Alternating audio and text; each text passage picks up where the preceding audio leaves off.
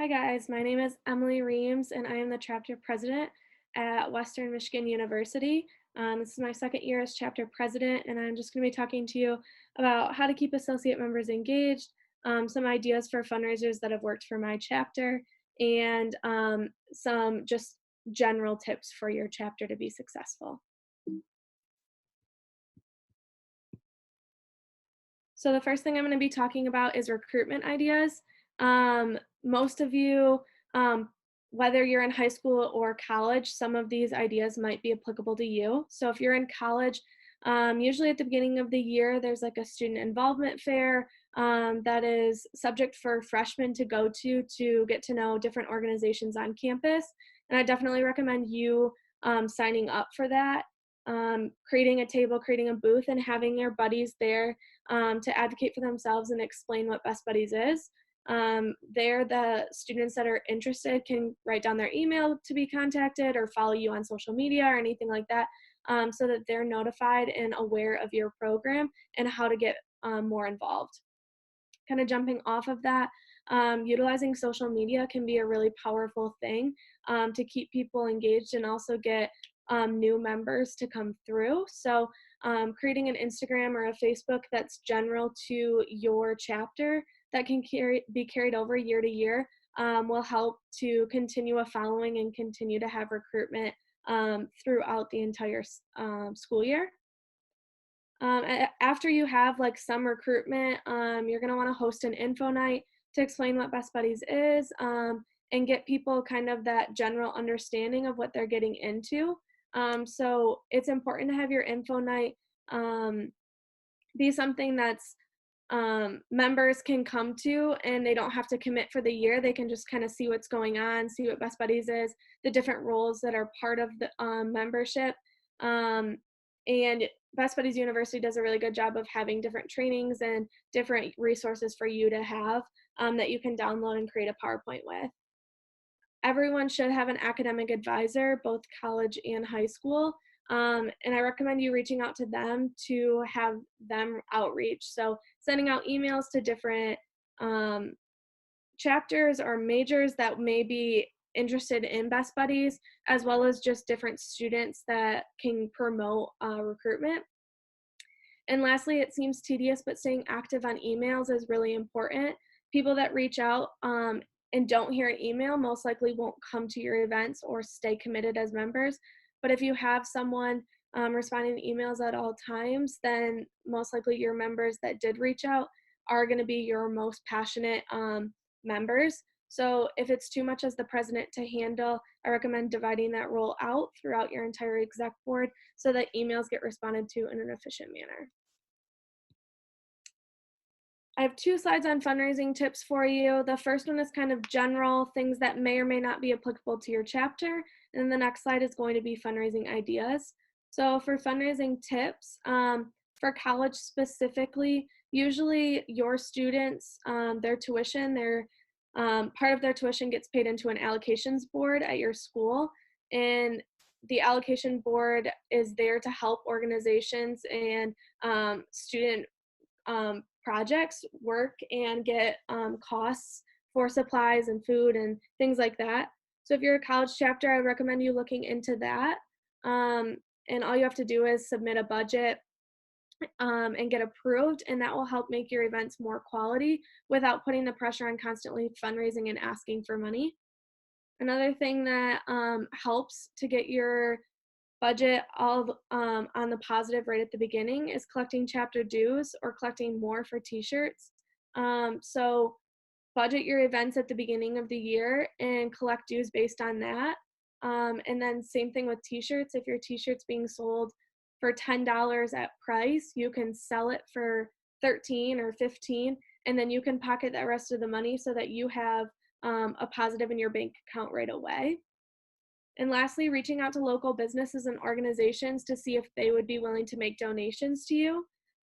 There's some bigger companies like Meijer and Walmart that will donate gift cards, but then smaller organizations usually are more interested in donating bigger incentives like gift cards or supplies or raffle items that you can use at your events, or you can use those gift cards to purchase supplies. So again, you're not putting the pressure on constantly fundraising for your chapter members. For fundraising ideas, my biggest suggestion is thinking about reaching out more to just your members. So if you only have 30 or 50 members and you're asking them to fundraise 3 or 4 times a year, by the fourth fundraiser, most likely they're going to say, okay, this isn't for me, and you're going to put the work in, but you're not going to get a good return on it. So think about reaching out to more than just members, whether that be member parents or other people in your school, or other organizations. That's a really good way to broaden that fundraising and make more money off of it. So one of our fundraisers that we did last year was 1989 letters, and this one was one that was super beneficial for our chapter specifically.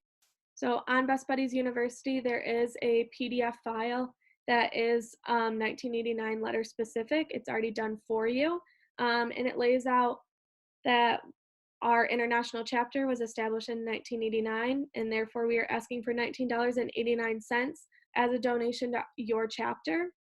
And it kind of explains the history of Best Buddies and everything like that.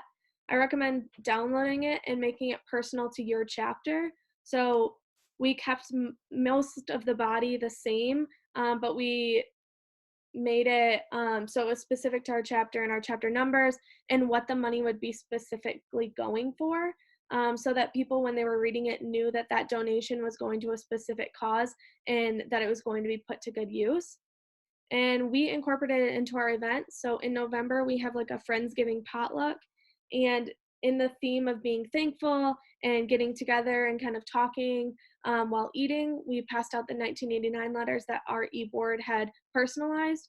And we had each member come with different addresses that they felt that people in their family or friends would donate.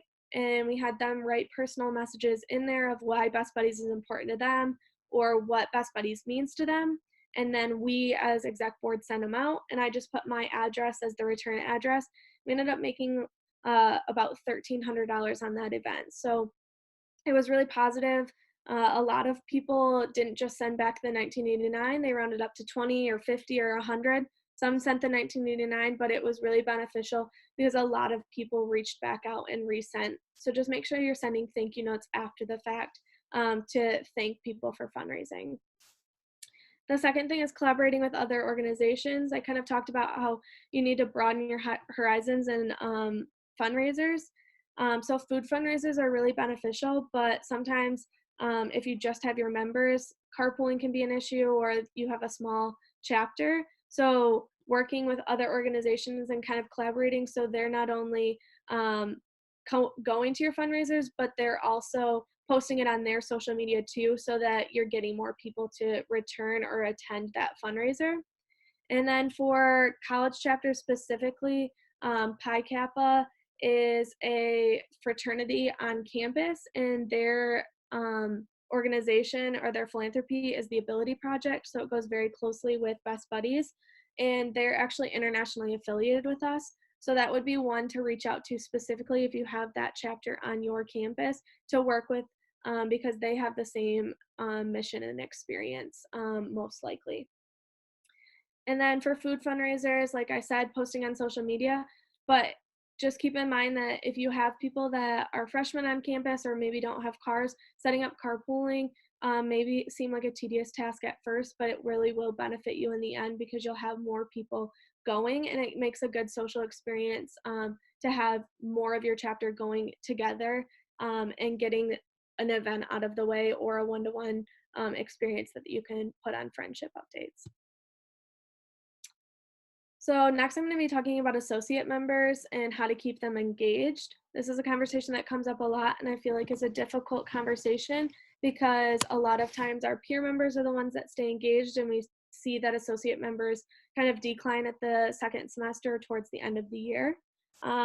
So the first thing is, why did associate members choose that role? I think it's important to identify that from the beginning, because then it allows you to have that expectation of what you want from associate members. So is it because they have the lack of time and they're just coming because for the expectation of event and meeting? Or is it because they don't have a ton of experience and maybe they were overwhelmed by the expectations, or is it another role? A lot of times we tried to make associate members part of a like small group underneath the exec board, but if it's due to lack of time, then maybe those associate members will feel like they're being expected of too much and they'll drop. So just make sure that you know why your associate members are choosing that role, and that allows you to kind of lay out what to expect from them. The next thing is to try to encourage them to get to know specific buddy pairs. Just like everyone at the beginning of events, it can kind of be overwhelming to jump in and get integrated with the group. But associate members specifically, because they haven't been paired one to one or they don't have that connection or that communication with anyone.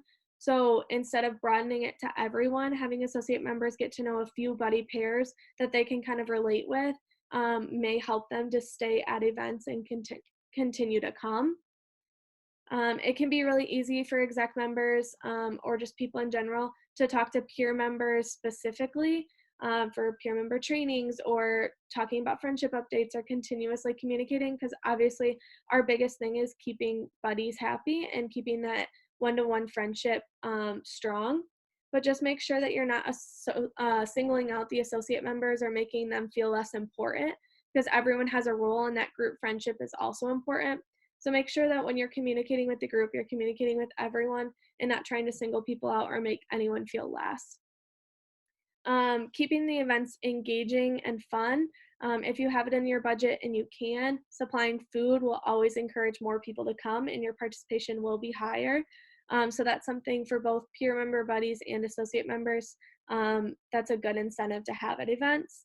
And then asking for feedback and keeping that open line of communication may help associate members to stay engaged. And just my last side note is it's a conversation that gets brought up at leadership conference in your specific chapters and on these calls. So just know that if your numbers do drop slightly with associate members, that's to be expected. People change schedules at semester, or they find other organizations, or maybe they're just not into it as much as they were at the beginning of the year. So don't be hard on yourself as exec members to know that you're doing everything you can if you're checking off these lists. Just know that they may go down slightly, and hold on to those associate members that do show that commitment throughout the entire year, because they may be the people that you want as peer members the following year now that they've gotten that experience and realized the expectations that were part of the chapter for this year. That's all I have for this. Thank you so much for um, listening in on this conversation. Feel free to reach out to me or get information from International Team if you have any questions for me about my chapter. And again, good luck with your chapter this year. I'm sure you guys are doing great and keep working hard.